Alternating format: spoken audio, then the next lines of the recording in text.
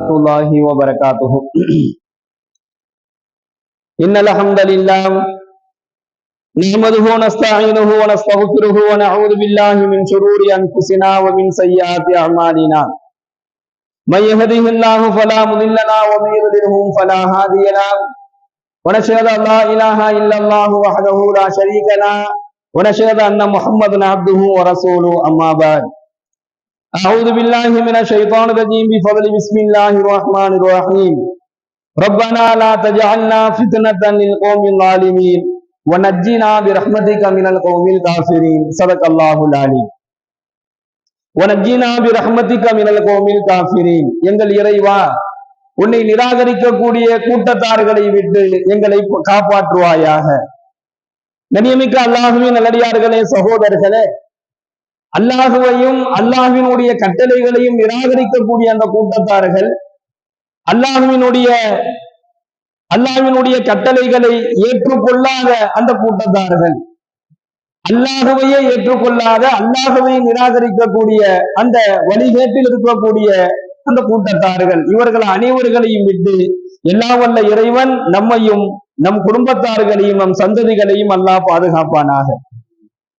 நபிகள் நாயகம் ஸல்லல்லாஹு அலைஹி வஸல்லம் அவர்கள் கூறுகின்றார்கள், ஒரு முஸ்லிமினுடைய செயல் எப்படி இருக்கணும் அப்படின்னு சொன்னா, ஒரு முஸ்லிமினுடைய செயல் ஆச்சரியமானதாக இருக்க வேண்டும். ஒரு முஸ்லிமினுடைய பேச்சு, அவருடைய நடவடிக்கைகள் அனைத்துமே ஆச்சரியமானதாக இருக்கணும். பெருமானார் ஸல்லல்லாஹு அலைஹி வஸல்லம் அவங்க சொல்றாங்க, முஃமின்கள், இந்த முஃமின்களுடைய செயல்கள் ஆச்சரியமானவைதான். அவருடைய செயல்கள் எல்லா நிலையிலும் அவருக்கு மகத்தான நன்மையை அளிக்கின்றது என்பதாக சொல்றார். அதாவது அவருக்கு மகிழ்ச்சி ஏற்பட்டது என்று சொன்னால், அவருக்கு சந்தோஷங்களும் மகிழ்ச்சிகளும் இன்பங்களும் ஏற்பட்டால் அவர் என்ன செஞ்சிருவாரு? உடனே அல்லாஹ்விற்கு நன்றி செலுத்துவார். அவருக்கு ஏதேனும் கவலைகள் ஏற்பட்டால் அல்லது கஷ்டங்களோ துன்பங்களோ சிரமங்களோ அவருக்கு ஏற்பட்டதுன்னு சொன்னா அதை பொறுமையோடு அதை மேற்கொள்வார். மேலும் பொறுமையாக இருப்பதும் அவருக்கு நன்மையை பெற்றுத்தரும் என்பதாக நபிகள் நாயகம் ஸல்லல்லாஹு அலைஹி வஸல்லம் அவர்கள் கூறியதாக ஹஜ்ரத்னா சுஹைப் ரலியல்லாஹு அவர்கள் அறிவிக்கின்றார்கள். முஸ்லிம்ல இந்த ஹதீஸ் இடம்பெறும். அப்ப இந்த செய்தியை ஸல்லல்லாஹு அலைஹி வஸல்லம் எப்படி சொல்லிக் கொடுக்குறாங்க அப்படின்னு சொன்னா, உங்களுக்கு மகிழ்ச்சியும் சந்தோஷங்களும் வரும் பொழுது உடனடியாக அல்லாஹ்விற்கு நன்றி செலுத்தக்கூடியவர்களாக மாறுவது ஒரு முஃமினுடைய செயல். அது ஆச்சரியமானதாக இருக்கும் என்பது, அது ஆச்சரியமான செயல் என்பதாக சொல்றாங்க. அப்போ மகிழ்ச்சியான நேரத்துல, சந்தோஷமான நேரத்துல நீங்க அல்லாஹ்வுக்கு நன்றி செலுத்துங்க. நீங்கள் அதிகமாக இன்பங்களையும் சந்தோஷங்களையும் மகிழ்ச்சியும் பெற்றுக் கொள்ளும் பொழுது அல்லாஹ்விற்கு நன்றி செலுத்துவதை நாயகம் ஸல்லல்லாஹு அலைஹி வஸல்லம் அவர்கள் சொல்லிக் கொடுக்கிறாங்க. ஆனா இன்னைக்கு மகிழ்ச்சிகளும் இன்பங்களும் வரும் பொழுது அல்லாஹ்வை மறக்கக்கூடியவர்களாக, அல்லாஹ்வினுடைய கட்டளைகளை மறக்கக்கூடியவர்களாக, அல்லாஹ் நமக்கு கொடுத்த அந்த கடமைகளை மறக்கக்கூடியவர்களாக இருக்கிறத நம்ம பார்க்கிறோம். ரொம்ப சந்தோஷமா ஒரு மகிழ்ச்சியா ஒரு விசேஷமா இருக்கக்கூடிய நேரத்துல தொழுகக்கூடிய தொழுகையாலே என்ன செஞ்சிடறாரு? தொழுகையை விட்டு கொஞ்ச நேரம் ஒதுங்கி நிற்கக்கூடிய ஒரு சூழலை பார்க்கிறோம். அவருக்கு ஏதாவது ஒரு மகிழ்ச்சியான ஒரு நிலை ஏற்பட்டுச்சுன்னு சொன்னா தொழுகக்கூடிய தொழுகையாரு 5 வேளை நல்லா தொழுகக்கூடியவர் என்ன செஞ்சிடறாரு? தொழுகையை விட்டு கொஞ்சம் ஒதுங்கி நிற்கிறார். அவருடைய அந்த மகிழ்ச்சியின் காரணமாக, சந்தோஷத்தின் காரணமாக. இதைத்தான் ஸல்லல்லாஹு அலைஹி வஸல்லம் சொல்றாங்க, என்ன மகிழ்ச்சிகளும் சந்தோஷங்களும் ஏற்பட்டாலும் அவர் என்ன செஞ்சிட மாட்டார்? தன்னுடைய கடமையில குறை வைக்க மாட்டாரு. அல்லாஹ்விற்கு நன்றி செலுத்தக்கூடியவராக இருப்பார். பெருமானார் ஸல்லல்லாஹு அலைஹி வஸல்லம் அன்னவர்கள் ஒவ்வொரு நேரத்திலும், ஒவ்வொரு காரியத்திற்கும், ஒவ்வொரு நிலையிலும் அல்லாஹ்விற்கு என்ன செஞ்சாங்க? நன்றி செலுத்தக்கூடியவர்களாக இருந்தார்கள். ஒரு சின்ன ஒரு நற்பாக்கியத்தை அவர்கள் பெற்றுக்கொண்டாலும் அல்லாஹ்வுக்கு நன்றி செலுத்துவாங்க. சின்ன ஒரு மகிழ்ச்சி ஏற்பட்டாலும் அல்லாஹ்விற்கு நன்றி செலுத்துவாங்க. சின்ன ஒரு சந்தோஷங்கள் ஏற்பட்டாலும் அல்லாஹ்விற்கு நன்றி செலுத்துவாங்க. அதே போன்று பெரும் கொண்ட துன்பங்கள் ஏற்பட்டாலும் அந்த துன்பங்களை பெருமானார் ஸல்லல்லாஹு அலைஹி வஸல்லம் அன்னவர்கள் பொறுமையோடு கையாளுவார்கள். அவசரப்பட மாட்டாங்க. கடுமையான நெருக்கடிகள் ஏற்படும் பொழுதும், சோதனைகள் ஏற்படும் பொழுதும் என்ன செஞ்சிட மாட்டாங்க? உடனடியாக அந்த துன்பத்தின் காரணத்தினால், அந்த ஏற்பட்டிருக்கக்கூடிய அந்த சுமையின் காரணத்தினால அவங்க நிராசை அடைஞ்சு போயிட மாட்டாங்க. ஆனா இன்னைக்கு ஒரு நெருக்கடியான ஒரு சூழல் ஏற்படும் பொழுது அல்லது துன்பமான ஒரு நிலை ஏற்படும் பொழுது பொறுமையை இழந்தவர்களாக இருக்கக்கூடியவர்களை நம்ம பார்க்கிறோம். நம்மளாலேயே அதை தாங்க முடியாம அந்த துன்பத்தினுடைய அந்த கஷ்டத்தின் காரணத்தினால நிராசை அடைந்த நிலையில தன்னை தானே சபித்துக் கொள்ளக்கூடியவர்களையும் பார்க்கிறோம். இன்னும் ஒரு படி மேல போய் அல்லாஹ்வையே சபிக்கக்கூடியவர்களையும் நம்ம பார்க்கிறோம். அல்லாஹ்வையே சபிக்கக்கூடிய மக்களை நம்ம பார்க்கிறோம். குறிப்பாக பெண்களிடத்துல இந்த குணம் இருக்கும். அல்லாஹ்விற்கு மனசாட்சி இல்லையா என்பதாக எல்லாம் சொல்லக்கூடிய நம் இஸ்லாமிய சகோதரிகளை நம்மளால பார்க்க முடியும். இந்த அல்லாஹ் என்ன மட்டும் ஏன் இப்படி சோதிக்கிறான் என்பதாக புலம்பக்கூடிய மக்களை சகோதரர்கள் நம்மளால பார்க்க முடியும். அண்ணா என்ன செஞ்ச, என்னையே அல்லாஹ் அப்படி சோதிக்கிறான் என்பதாகலாம் சோதனையினுடைய அந்த கஷ்டத்தை தாங்கிக் கொள்ள முடியாமல் இப்படியெல்லாம் புலம்பக்கூடியவர்களையும் பார்க்கிறோம். இந்த ரெண்டுமே ஒரு முஸ்லிமான ஒரு முஃமினான மனிதருக்கு சிறந்ததல்ல என்பதை இந்த ஹதீஸின் வாயிலாக ஸல்லல்லாஹு அலைஹி வஸல்லம் சொல்றாங்க. உங்களுக்கு மகிழ்ச்சியும் சந்தோஷமும் ஏற்பட்டால் நீங்கள் அல்லாஹ்வுக்கு நன்றி செலுத்துங்க. உங்களுக்கு சோதனைகளும் கஷ்டங்களும் ஏற்பட்டால் நீங்க பொறுமையை மேற்கொள்ளுங்க.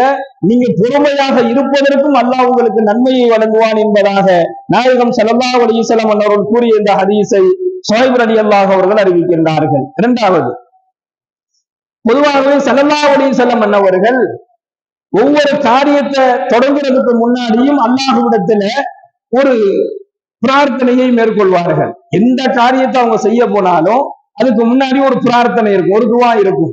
அதே போன்று ஒரு அழகான துவாவை சொல்லி தருகின்றார்கள்.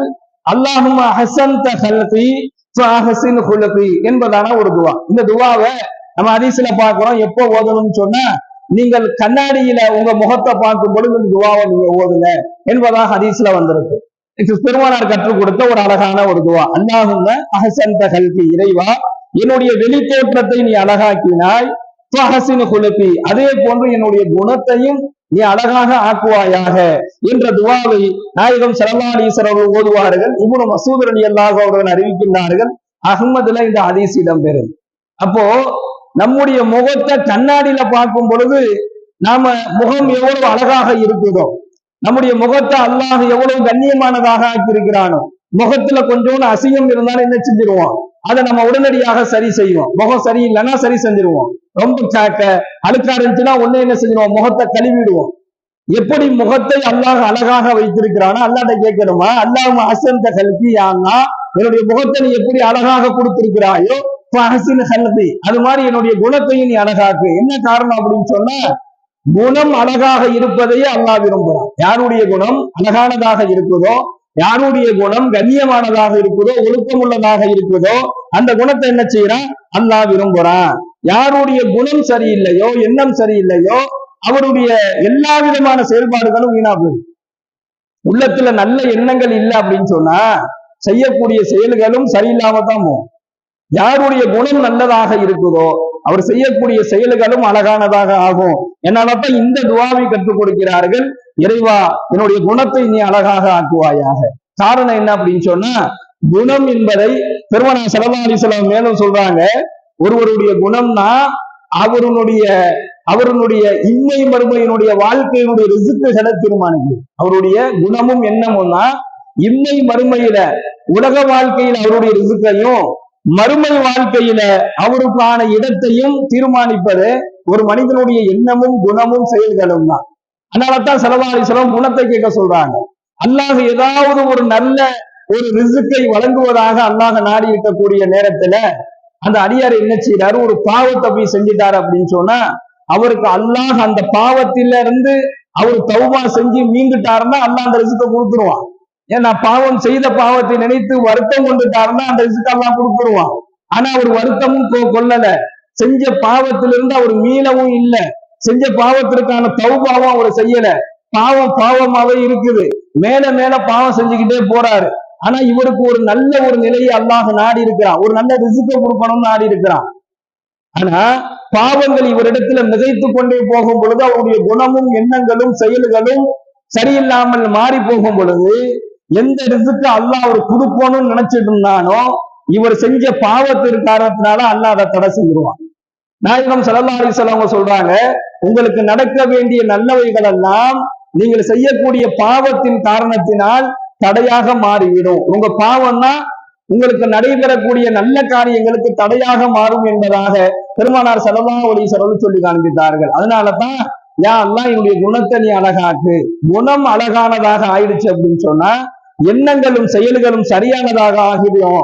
எண்ணங்களும் செயல்களும் சரியானதாக ஆயிடுச்சுன்னு சொன்னா அவருடைய எல்லா விதமான செயல்களையும் அல்லாஹுவிற்கு பொருத்தமானதாக என்ன செய்வார், அவர் தன்னை மாற்றிக் கொள்வார் என்பதாக நாயகம் ஸல்லல்லாஹு அலைஹி வஸல்லம் சொல்றாங்க.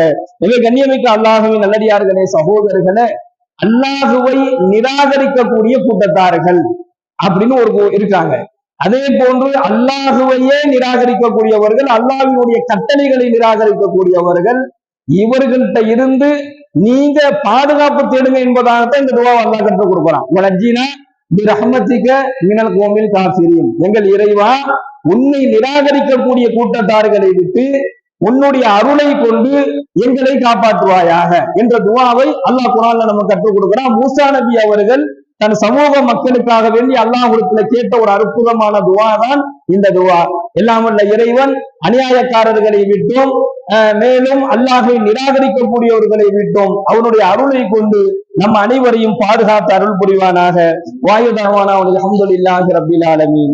அஸ்ஸலாமு அலைக்கும் வரஹ்மத்துல்லாஹி வபரகாத்துஹு. சுப்ஹானல்லாஹி வபிஹம்திஹி சுப்ஹானக்கல்லாஹும்ம வபிஹம்திக வனஷ்ஹது அல்லா இலாஹா இல்லா அன்த வனஸ்தக்ஃபிருக வனதூபு இலைக். சுப்ஹான ரப்பிக ரப்பில் இஸ்ஸத்தி அம்மா யசிஃபூன் வஸலாமுன் அலல் முர்ஸலீன் வல்ஹம்துலில்லாஹி ரப்பில் ஆலமீன். ஸல்லல்லாஹு அலா முஹம்மது